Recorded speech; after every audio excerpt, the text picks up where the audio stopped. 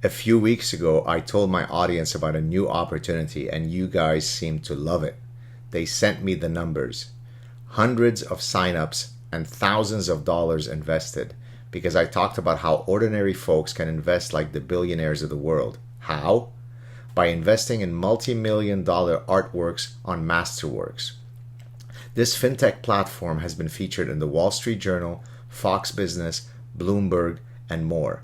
Masterworks isn't just impressive, their track record is too. Because since 2017, Masterworks has successfully offered and sold 3 paintings, with each realizing a net annualized gain above 30% per work. Although legally, I have to add, past performance is not indicative of future results, but still 30% is incredible. If you want to join over 400,000 members, getting started is as easy as 123. You can get priority access at masterworks.io/sadtruth. See important disclosures at masterworks.io/CD. That's masterworks.io/sadtruth. Hey everybody, this is Gad Saad for the Sad Truth. It seems as though I can't escape the Ferguson family because yesterday I had Neil Ferguson on and today I have his incredible wife, Ayaan Hirsi Ali. How you doing, Ayaan?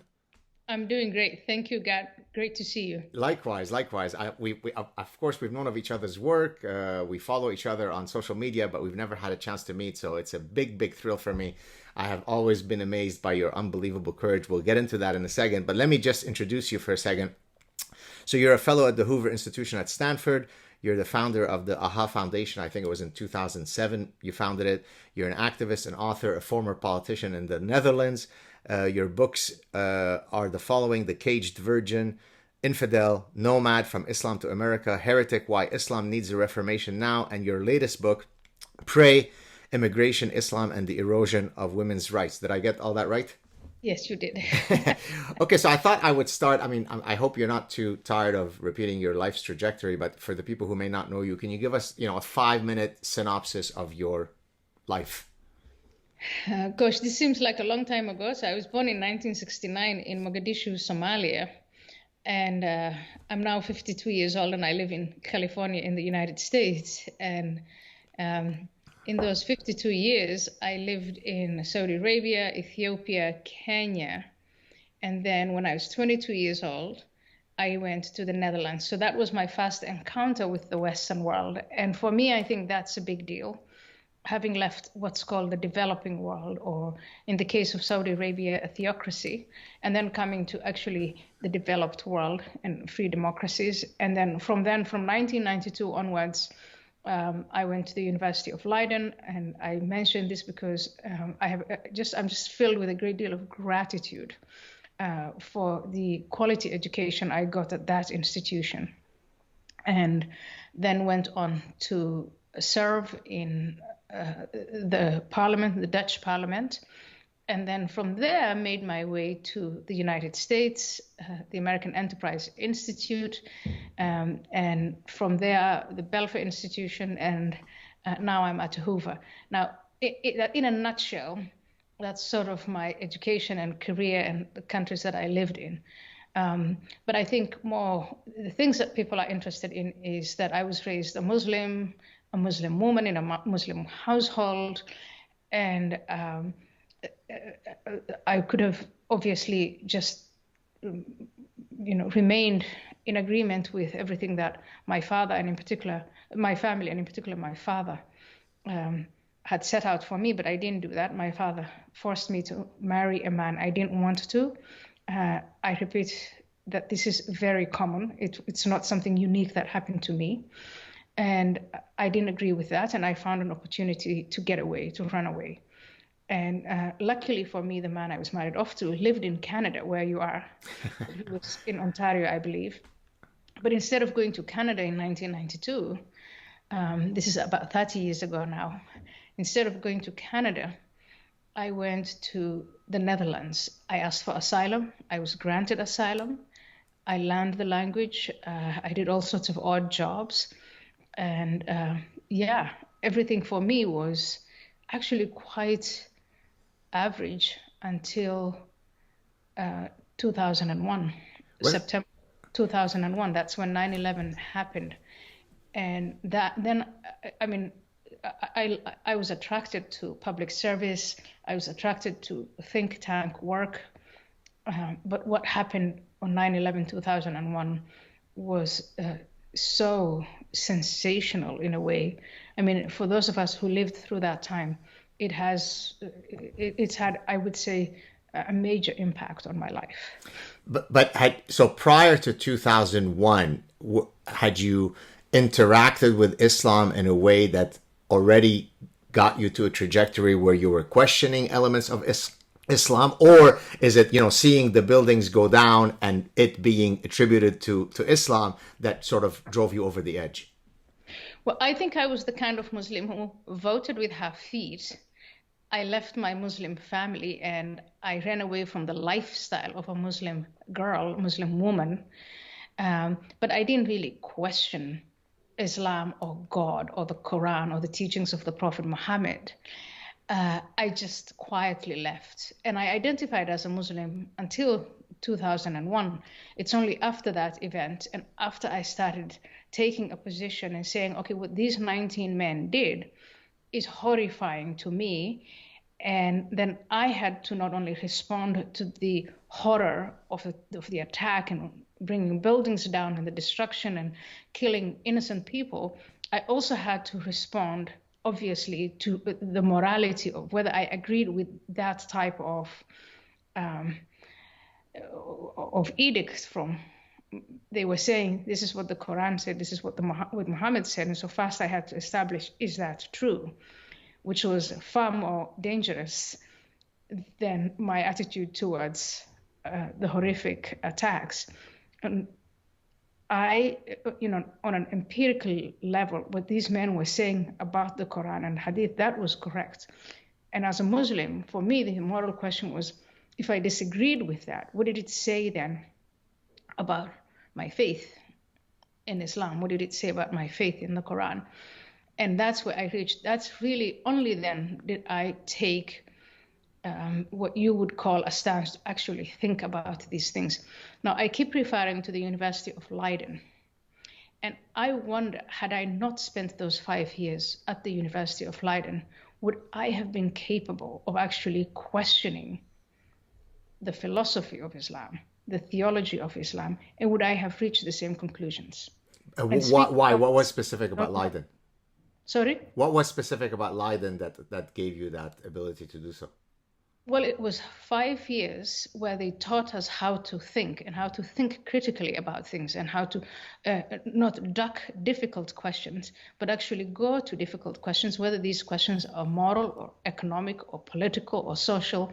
That's what they taught us. And this is, I think, in our conversation today, I know we'll make our way to universities and their purpose. But for me, and I keep saying, I really am grateful for that period. Had I not spent those 5 years in Leiden, had I not been subjected, well, not subjected, but had I not had the privilege of being put in that, immersed in that environment where you had to question and learn how to question critically, but also learn to listen to other people's perspectives, I don't know if I would have reached the same conclusions. I would say probably not. I would have probably remained the kind of Muslim who would say, I don't want to talk about I don't want to talk about the terrorist attacks. I don't want to talk about what's done in the name of Islam. Got it. So, of course, in the Parasitic Mind, I talk about some of the cognitive strategies that both Westerners and Muslims use to, either ignore or justify or condone all of the nonsense that you can find in these kinds of religious books. But in your case, having grown up in a strict, practicing Islamic family, what is it that didn't cause you to see the ugly tenets of Islam? Is it because you didn't actually interact with those books very seriously? You only knew that there's a God and there's this guy Muhammad who's not. So the cafeteria Islam, is it your ignorance that didn't allow you to recognize those ugly elements, or is it that you were aware of them but there was a mechanism by which you can justify why they exist? Oh, if only you understood better, Westerner, you would know that kill means to kill with love, and so on and so forth. What was it in your case that allowed you to navigate that? Well, first of all, to answer the first part of your question, that was what stopped me from navigating before. Right. Was there's just one word for it, and it's fear. Right. It's absolutely terrified of questioning Allah, questioning the contents of the Quran, questioning the Hadith or the legacy of the Prophet Muhammad. Absolute fear. Even in my own thoughts, when I'm alone with myself, that wasn't something I was going to do, because I now have small children, so I understand the process of indoctrination much better. But I was actually indoctrinated, like most Muslims, that even to ask, to question, to doubt is the greatest sin that you can commit. So with that fear fully established, I understand and I really empathize with most Muslims when they try to avoid all of these questions. When they say, I just want to be a good Muslim, I'm a good person, I don't take me to that cognitive place where I'm going to be forced to start questioning Allah's purpose for me in life, or what Allah tells me to do, and I just do it. I don't ask questions. I understand that. I now empathize with that. It's not now. I've always empathized with it. But given, we were confronted with atrocity after atrocity. 9/11 was this big one, but then following 9/11, the terrorists started to be active in Europe. When I was in Parliament, I think it was the 4th of March, the Barcelona train bombing had happened. And in 2007, 2005, it was in London. So you couldn't keep ducking and saying, these are young kids, they're disenfranchised, all of the excuses that we've had.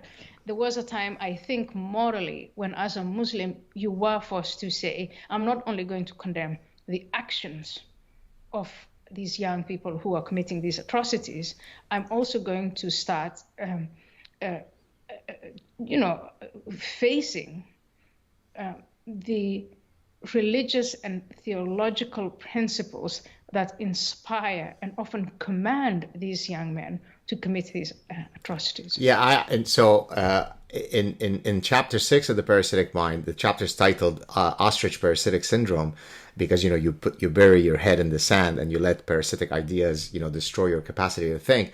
I actually use as an example all of the various quote factors that Westerners have used to justify why those folks committed the terrorist acts. And I literally went through a list. Some of these seem so ludicrous that they come across as though it's part of the Gad satire repertoire, but they're genuine, right? So Bill Nye explains to us that the Bataclan attack in France, what could very well have been due to climate change. And then he offers a quote set of causal mechanisms to explain that. It could be due to lack of art exposure. If only those Belgian guys had been exposed to more Picasso and Chagall, then they wouldn't have done what they did. They needed more aesthetic appreciation in their life. It's due to beard bullying. It's maybe studying engineering that causes that. Now, these are the people who say that are not escapees from mental institutions. They're typically professors and highfalutin folks who espouse this. I mean, I have my own thinking as to why they do it. Why do you think they can fool themselves in such ridiculous manners to try to protect at all costs noble Islam? I think, first of all, it's complex. And then for someone like me, I'm then engaging in the act of speculation. I'm thinking, okay, so I hear exactly, these were and still are the excuses that these so-called intellectuals use to apologize for or to excuse behaviors that are inexcusable, to say, remember Karen Armstrong's book, first one published in 2001, where somehow she had reasoned her way into saying that actually it was Christianity or Catholicism that caused Muhammad to come around with these terrible ideas without saying that Muhammad had any terrible ideas. It was, just the most ridiculous, comical, cognitive acrobatics you've ever seen. And I agree with you. A lot of it just feels like you're reading satire. Yeah. It doesn't make sense. And then you have all the counter arguments. But why do these people do this? It's well intentioned.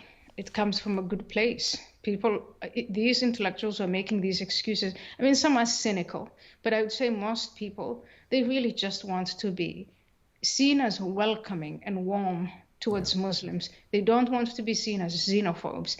Maybe they're dealing with their own xenophobic impulses.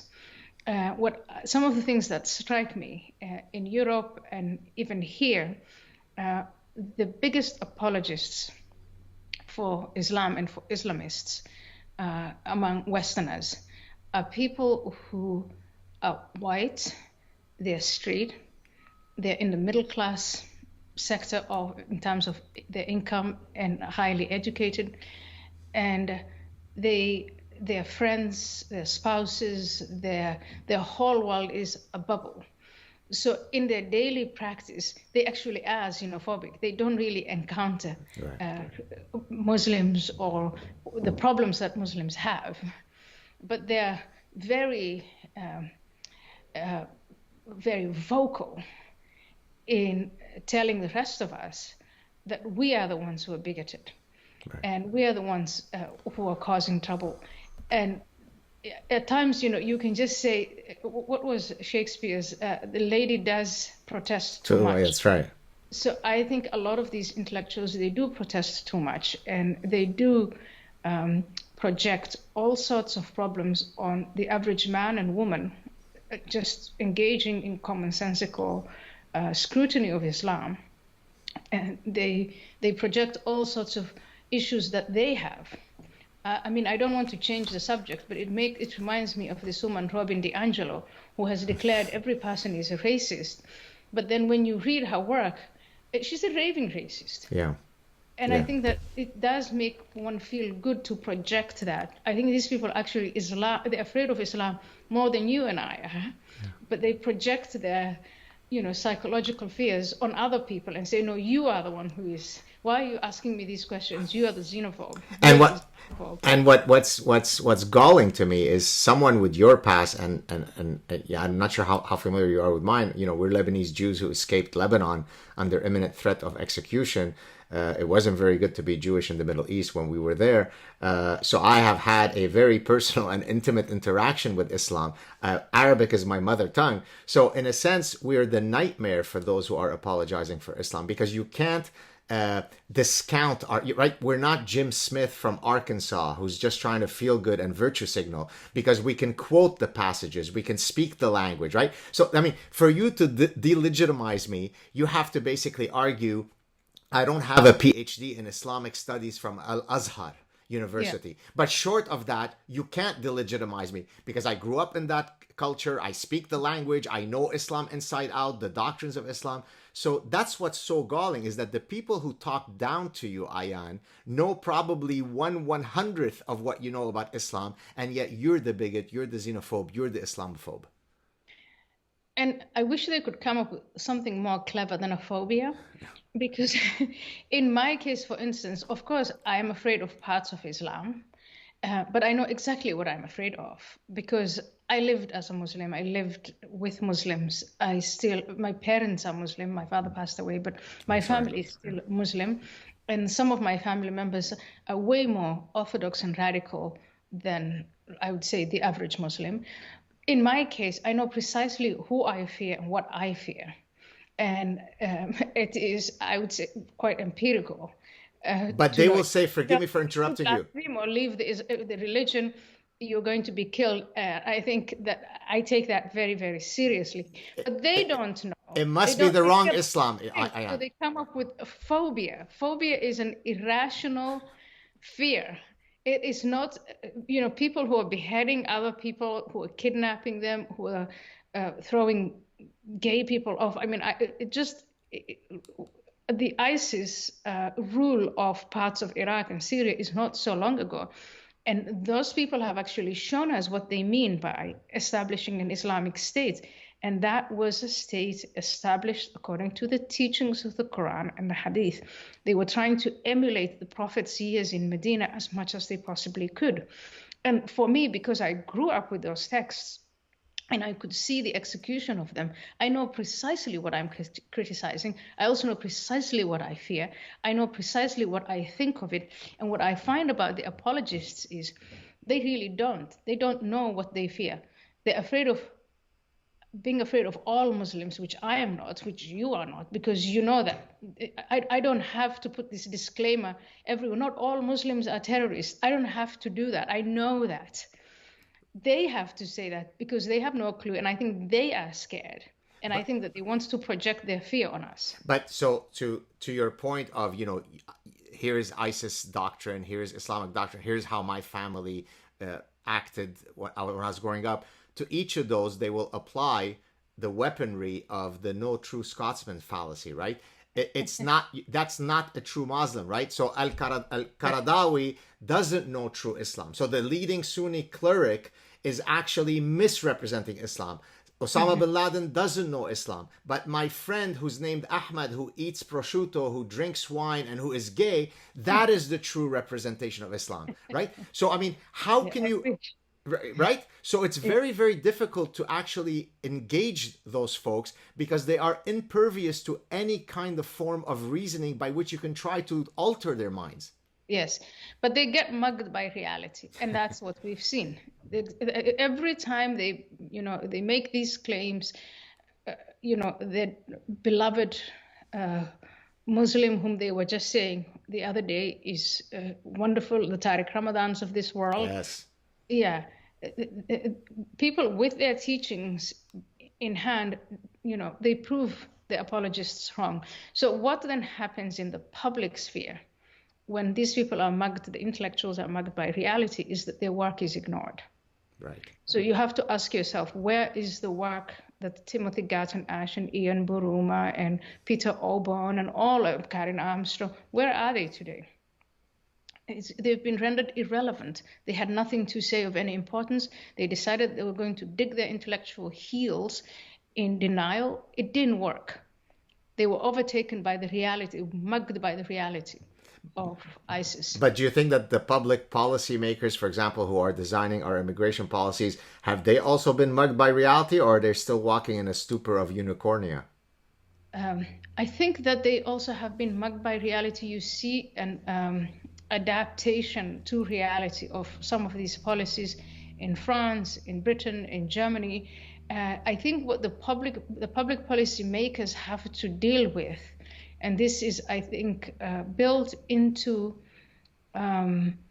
liberal democracies that respect the rule of law, is that they do need to have, they need to develop policies that adequately address the threats of the Islamists, their schools, their mosques, their infrastructure of indoctrination, their infrastructure of raising money, their infrastructure of assembling, all of that. They need to deal with that and address it properly. On the other hand, our constitutions all say that that is precisely what is protected for citizens. So to find some kind of balanced response to that, I think, is going to continue as long as we have liberal democracies. I'm sorry. Go ahead. What is interesting now is, it was one thing to have a foreign theological ideology come from the outside into the West and challenge all of these things I just told you, the rule of law, the freedom of religion, the freedom to assemble, all of that. Now what we are facing is this homegrown set of ideas, disparate set of ideas that are challenging the very same institutions and the very same ideas. It's very interesting for someone like me who's been following the external challenge and how we responded to that, watch these internal challenges. I have the woke in mind right now. Yeah. And see, how do we respond to the homegrown challenge? To reason, to freedom, to women's rights, to logic, to equality. How do we, if we can figure that out, I think it would be so much easier to deal with external pressures. We'll come to the woke in a second, since that's certainly within my I know wheelhouse. you want to come to it in a second, but you know what I think is why this is the right moment to discuss it is because you have to ask yourself. I have someone like Ayaan in mind. He's well known in Canada. He spent a great deal of energy trying to make those excuses for the Islamists. We talked about that. Then the woke went after him and silenced him and cost him his own job. And now we live in this age of cancellations of intellectuals who are, you know, moderately relativist, moderately multiculturalists. And now look what's happening to them. So at first, they had this whole set of arguments about protecting minorities and what we owe minorities as a majority, the history of colonialism and so on. But what are we going to do about these, Ibram X. Kendi and Robin DiAngelo and these types? What would they say to them? Right. How would they deal with that? See how I'm enjoying what's going on? Well, look, the reason why I dedicate 2 chapters to Islam in the Parasitic Mind, and then a lot of it also deals with woke, is because both sets of ideologies share many of the same features in parasitizing human minds. That's the exact point, right? So, for example, at one point, I draw a distinction between Sharia law and some of the progressive tenets. So, for example, in Sharia law, as you well know, Ayaan, justice is not blind, right? So if a Muslim man kills a Jewish woman, that carries a different penalty than if, vice versa. Well, It's the same thing with progressive logic, right? Who gets to speak when? It depends on what how I score in victimology poker. So the inherent structure of these 2 ideologies is similar. They might manifest themselves in slightly different ways. One will decapitate you literally. The other one will cancel you from your job. But it's the same reflex. It's the same cognitive structure. And that's why I think it's totally reasonable to both talk about Islam and about wokeism as sort of one supra phenomenon. I think that's interesting. But then now we go to the liberals who are not progressive or not radically progressive. So I'm just talking about those people we used to call center left. Right. And if the key, I'd say, most prominent and most influential intellectuals of the center left were making all sorts of excuses for the Islamist theology and its practitioners based on the argument that they are a minority and we have an obligation in terms of correcting our history to maybe exempt them from some of the rules that we apply to ourselves, the way they treat their women, their polygamy strategies. They can have their own Islamist schools. They can, and that would be then a form of tolerance. That's the argument they were making. Would those same center-left prominent intellectuals now say that of the woke? What I find interesting is that they've gone completely silent. Right. They're doing nothing at the moment. I don't see, there are 1 or 2 coming out here and there. But that's very, very interesting and actually very disturbing. Well, I think so. I make a distinction between deontological ethics, right? Deontological ethics is there are absolute truths, right? You could not subject a child to gouging of their eyes or female genital mutilation, period. There's no cultural relativism. Consequentialist ethics would be, it's okay to lie if I'm trying to spare someone's feelings, right? So these are 2 different ethical systems. Now, for most things, consequentialism works, right? But for some things, like the defense of truth, then I argue you have to be deontological. I think what happens to the folks that you're talking about is that they are consequentialists. So for example, someone that we both know, and maybe he won't be happy that I'll say this, Sam Harris, I used to be quite friendly with him, now less so, because in my view, he committed some deontological violations. So for example, when he gets up and says, good job, Jack Dorsey, for getting rid of Orange Himmler Donald Trump, because it makes sense that he's not given a platform, then you're giving up the deontological principle of defending freedom of speech even to Holocaust deniers. So I think that's the problem, Ayaan, that even some of our lofty friends who are supposed supposedly intellectuals become Yeah. consequentialists when it's politically expedient to do so. Yeah.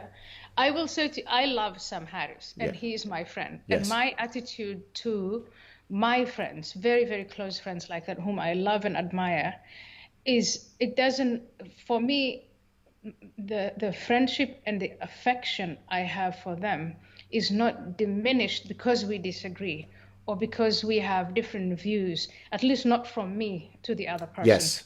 So if I was the boss of Twitter, I would not close Donald Trump's Twitter account. But Sam and other people feel that way. Yeah. And I think there are things where I think I can explain why I would not do that. And of course, I would be very interested to hear what Sam has to say.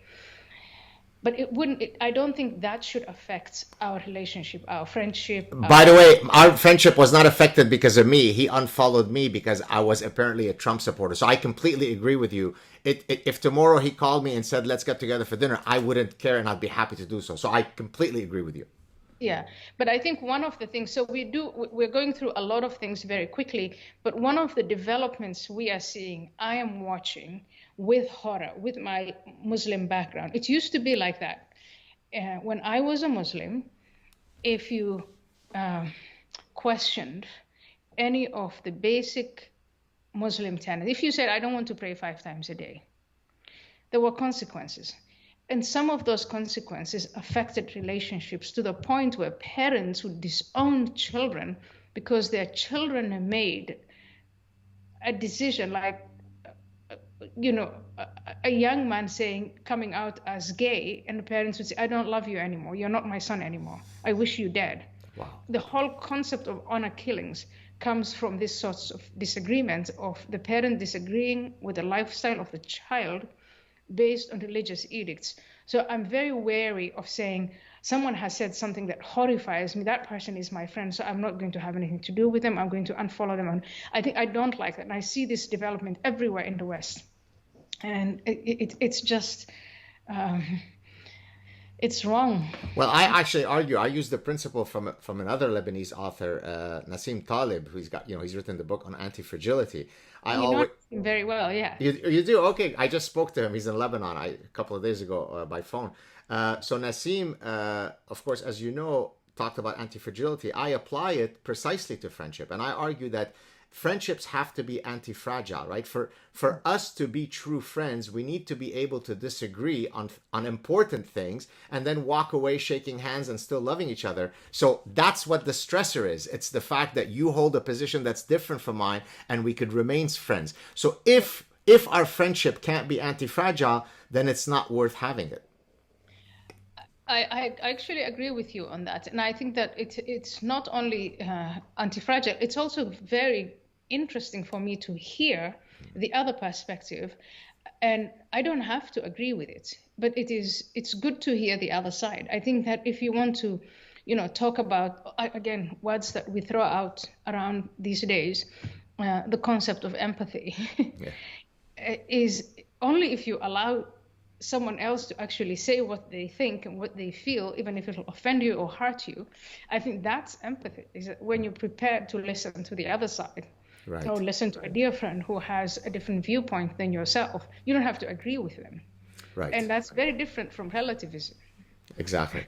I want to talk in a second about reformation of Islam, but I just want to bring it personal a second. So when you talked about your synopsis of your life's trajectory, you didn't talk about the security challenges that you've had. Actually, Neil mentioned it briefly yesterday when he was talking about why you guys decided to leave Harvard. So for the viewers and listeners who are watching this, Ayaan has had a lot of difficulties in terms of some of the people who wanted to cause her some harm. Now, I experienced that on a minuscule level compared to yours. In 2017, I was getting tons of death threats to the point where I had to go, when I would be lecturing at the university, there had to be security with me. Then I went with my university representatives to the Montreal police where we had to file an official report and so on. But again, while that was very traumatizing, it is nothing compared to, the kind of challenges that you faced. Can you tell us a bit about how it is to, I mean, are you able to at some point kind of habituate to that reality and go on with your life? Or are you sort of walking around skittish, every minute of every day looking over your shoulder? I think you do have to habituate it. You get used to it, and that's because that's the reality. I mean, you get into these things, and then you say, there are times, of course, I ask myself, oh gosh, why did I get myself into this mess? But then I stopped thinking that way very quickly, because there are a lot of people who got into worse messes to give us what we have today. There's a lot of bloodshed to get these institutions that we have, to develop these ideas, etc. So I don't think for us, we face challenges, and they're tough, but they're not nearly as tough as what Muslims in Egypt and Saudi Arabia and Iran are facing, to fight for the improvement of their lives and the position of women, of homosexuals, for tolerance and liberty of fellow human beings. So you habituate, but you also know why you did it. And I think it's even rewarding in a sense, because I compare myself to the people who just sit there and complain about how terrible everything is and then don't do anything. And then the response is avoidance, turning off the news, not talking about these issues, just really, and that's very appealing, I have to say. Even to me, it's extremely appealing to say, is there just a way of not having to deal with the world on the world's terms? But appealing as it is, it's not realistic, and I don't even think it's, I don't want to say it's not moral, but it's not realistic for me. Right. Now, so that leads me to the next personal question I was going to ask you. So one of the things that I talk about when I kind of try to encourage people to speak out on all the woke stuff that they see on universities, and they say, but I'm afraid to lose my job. I'm afraid that someone will unfriend me. And then I usually answer something very similar to what you answered, which is, do you think the people who landed on the beaches of Normandy were guaranteed safe passage? They knew they were going to be mowed down like little mosquitoes by the German machine guns, and yet here we are standing because they died. But yeah. I wanted to ask you, so I talk about activate your inner honey badger, right? In case you don't, right? The honey badger has actually been ranked as the most ferocious and fierce animal. Size of a small dog, it could withstand an attack of 6 adult lions. Now you are, I mean, if we look in the dictionary under honey badger, there's the picture of Ayaan Hirsi Ali. You are the ultimate queen honey badger. Is it something that you think you kind of discovered later in life as you dealt with these? Or, could I see you when you were 8 years old? I know that you were afraid to question, but did that honey badger-ness, was it brewing in you, or is it something that you discovered, in 2001 plus? Oh, it was brewing in me, but I think it manifested itself in, expressing, I could be very aggressive or, responding to something that was done in the name of Islam, just not questioning the basic principles. Right. I responded ferociously to my brother getting more privileges than I did. And that, that's the constant if you're a child. Right. He can go out and play. He can do all of these things, and I can't. I listened to these incredible arguments between my father and my mother, where my mother was saying she can't go to school because she's a girl. And I responded to that by, making myself heard in our society. Maybe you know this from Lebanon. You're not supposed to talk back to your parents. If you do, you're going to get a good beating. So I knew I would risk the beating, but of course I responded. I just didn't question the basic principles. And I think that is like I said, I voted with my feet first. Yeah. So dispositionally, you were a honey badger. It just manifested itself in different contexts and different situations. But yeah, then I wasn't going to do what I was told. I would have Nancy Drew books and other, novels inside the Quran reading. So when my mother is on the other side, she can see the cover of the Quran. She thinks I'm reading the Quran, but inside the Quran, I have pages of that. So there are all sorts of dissenting. And I was dissenting in so many different ways. I just didn't get to the point of actually saying, you know what? And I see some of my Muslim friends do now, and they say, Muhammad, go to hell. I'm not going to listen anymore. I didn't do that. Right. Yeah, in my family, that would have cost you your head immediately. Wow. Do you think, so notwithstanding, I think we probably both will agree that much of the honey badger attitude that someone exhibits or doesn't is probably part of your innate temperament. But I'd like to give people hope, because if it's only due to your temperament, that means we can't change it. It's non-malleable. Do you think that there is a way, through all of your outreach program that you've been doing all these years, to actually take someone who's very tepid, who's very timid, who's very passive, and then trigger a sense of honey badgerness in them? I think so. You have the honey badger, and then I like to think about this in the framework of risk taking. Right. How much risk are you willing to take? So not in an academic meta way of thinking about risk, but just on your personal level. So I think most of us, that is innate, that we know, we anticipate the consequence of our actions. And I think most people will take action if others have. Right. So once there is a group formation or a large enough community that will all stand up, and once you sense that that's the case, you will stand up. Right. And a lot, let's use the example of victims of honor killings. Before they're victims of honor killings, they're victims of honor violence. And so these young women, inside the family structure, they're suffering, they're being denied their rights, they're beaten, they're abused. And why is it that one girl will leave and thrive, and another girl knows she can leave, but she won't, because she fears the risk of leaving? What would happen to her once she leaves her family? She's more horrified by that than staying in the suffering. But then what you see is, if a number of girls have done it and they've been successful, some of these young, timid, passive women would say, well, maybe I can. At least they have somewhere to go, someone's phone number, somebody whom they can look up to. So this is very human, I think. Right. To continue with the personal questions, have you reconciled with some of your your nuclear family members with whom you had a rupture with, and now you're on good terms, or has that gone to waste? It's finished. I went to my father's deathbed, and I think we were not absolutely not aligned when it comes to our worldviews. My father died a believing, pious Muslim. And he always believed to the end that I would convert back to Islam, that I would become just as pious. And he used to say to me, I'm confident you will do that. My mother is alive. I talk to her on a regular basis, and she is the same. She's a pious Muslim. And in every conversation, all she tells me is how she's worried about my hereafter. She says, don't think about me, don't think about anything else. But do you understand that when you die, in the day of judgment, if you're not a Muslim, if you don't believe in God, you will be one of those who will be burned eternally.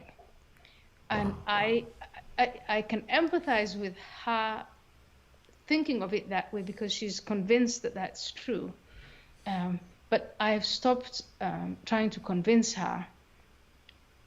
I've stopped. All I do is, yes, mom, yes, mom, yes, mom.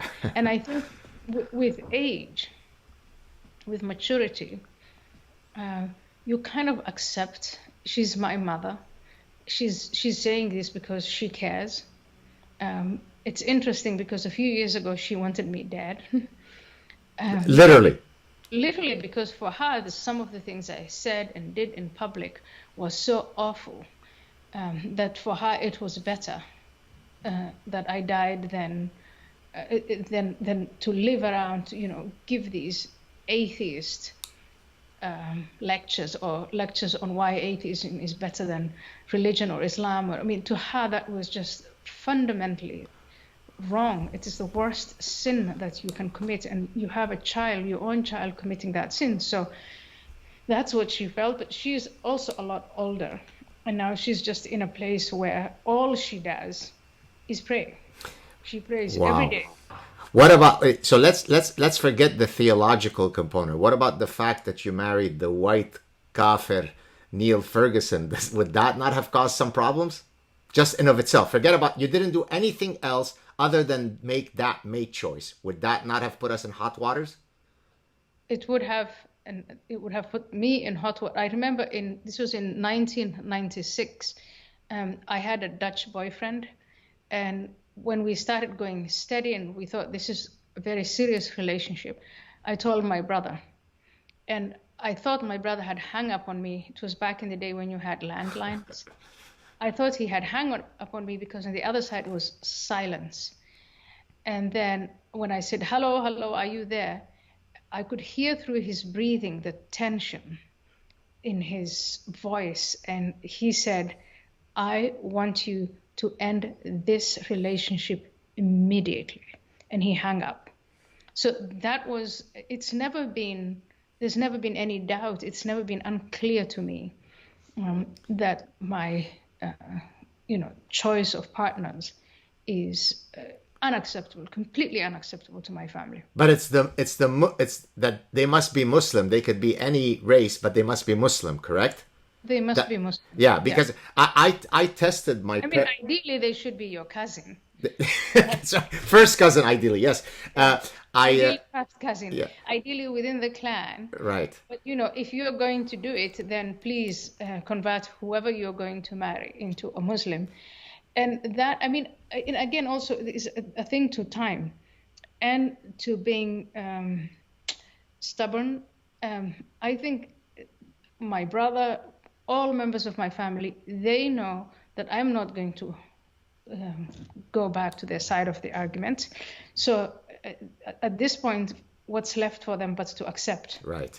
It's to accept me. Yeah. I was going to say, just to build on what you said about whether your parents would accept a non-Muslim.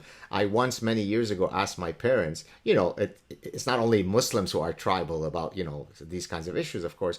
I asked them, what if I one day brought home a Ethiopian girl? And the reason why I had thought of that is because I had gone to my nephew's high school graduation, and there was this, beautiful, her name was Batya, a Ethiopian girl, but Jewish, right? Falasha. And so I said to them, what if I brought home, at the time I wasn't married, many years ago, I brought home a Ethiopian girl. So my parents looked at me and said, is she Jewish? I said, okay, fine, she is. They said, well, we don't care. So in their case, right, it didn't matter. They didn't give a damn about your skin color, like literally could not care. You just had to marry a Jewish girl. Whatever it is, she's got to be Jewish. That's it. That's it. Yeah. Yeah. So, well, it's very complicated. I think, we talk a lot about racism in the Western world, and especially in the U.S. In the U.S., can't talk about anything else. But the real racists really are still where I come from. And it's, goodness, people are intolerant of other people's skin color, the shape of their face, their religions, their everything. So bigotry is something of the developing world. It's really passé in the developed world. Can I assume that you and Ilhan Omar are very good friends? No, you cannot. We're not good friends. We do come from the same country. I even want to hazard a guess and say she's probably of the Darod clan. It's the clan I was born into, maybe even the Macherten. Her features to me tell me she looks very Macherten. But aside from that, I don't think we share anything in common. I think putting you next to each other and saying one of these individuals is what a sane immigration policy looks like would be a great advertisement. As a professor of marketing, I think that would be a great advertisement. One or two last questions, because I know you have a hard stop at 2:00. Very quickly, it's a very complicated question. In one of your books, you talk about reformation of Islam. Are you still as optimistic that theologically Islam could be reformed? Well, my book, Heretic, was a challenge to my Muslim friends and Muslims I admire who really want to address the theological problems, which are very, very many. It was a challenge to say, if you're really serious about changing Islam, making it more modern and tolerant and in sync with the world of humanity and human rights, here are the 5 key things that you need to change and that you need to address. And I don't know if they will. I just know that there is a preparedness, but also, as we've talked about, the threats. And very quickly, those 5 things are this attitude towards the Quran and the Prophet Muhammad, that you can't change, you can't challenge anything they've said. Here's your moral guide for all time and all places. So you see why that's a problem. And then second is this whole body of law called Sharia law. That if once you say you accept there's a separation of religion and politics, then you are going to accept laws are man-made and Sharia law has to become a historical document. And then it's not very well known, but it's called commanding right and forbidding wrong. And this is the obligation of every Muslim. This is horizontal. Every Muslim has the obligation to tell the other Muslim to abide by Muslim rules. So Sharia is not just a top-down government enforced set of laws and behavioral codes. It's enforced by your fellow Muslims. And so that has to change, because if that changing the top-down doesn't make any sense unless you change also the bottom-up stuff. And then, of course, there is holy war, jihad. And that is the Muslim's obligation in his dealings with the non-Muslim, either convert him or kill him. That's it's an understatement to say that's problematic. But for any Muslim reformer, you can't run away from that reality. These are the things. If once you change that, Islam then becomes like any other religion. You can be spiritual, you have your cultural heritage, you can develop and cultivate all the good stuff, the architecture and the history and the food and the encounters with other civilizations. You can cultivate all of that. But here are these 5 problematic things. And I think Islam will only be reformed if those things are taken away, somehow edited away. Okay, last question. And put in a history, like in museums. And last question. Much of your work, at least your books, deals with Islam and issues related to Islam. Do you ever foresee a time in your future projects where you decide, I've said all that I need to say about this. I'm now going to do a history of, Somali art or whatever it is. Do you see that, or are you committed to these issues, which of course are of civilizational importance? Well, I would say right now, I actually have, there's this whole challenge, like we talked about, from within the woke and what it's doing to our institutions. So I do work on Islam and radical Islamic ideas and where things are at. It's really the continent that's now being destabilized by Islamists. It's Africa. Right. So a lot of this has shifted away from being the main challenge here. It's still the main challenge in Europe, aside from Putin's nuclear threats. The next big thing for Europeans, it's how to live with fellow Muslims who are citizens, who are born in Europe, and those who are coming from Muslim countries. But for me right now, in terms of what I'm working on, it's trying to figure out how we deal with the woke and the erosion of the institutions that we have. That's a big challenge. Happily, a lot of people are doing it. I'm not the only person. Imagine being me, a professor who is as anti-woke as I am. I think it's probably as dangerous for me to be a professor in the woke institution as it is to walk in Raqqa with a Star of David. That's how crazy my world is. But I hear you. But I think right now the real and true resistance that we have to be working on a priority, it is this. It is what Elon Musk calls the woke mind virus. Right. I wonder where he might have gotten that concept from. Ayaan, stay on the line. It's such a pleasure talking to you. I just want to say goodbye to you offline. I know it was a bit rushed. Hopefully we'll have a chance to talk again. Truly delightful to talk to you. Thank you so much. Same here, Gad. Thank you very much. Thank you. Hi, everybody. I hope that you enjoyed my chat with Ayaan Hirsi Ali. If you appreciate the work that I offer and the content that I create, please consider supporting me in one of several ways. You can support my work through Patreon, through PayPal, through Subscribestar. You can also click the heart icon at the bottom of the description section of the YouTube clip to show your support. You can also share my clips. You can post comments. So thank you very much for your support.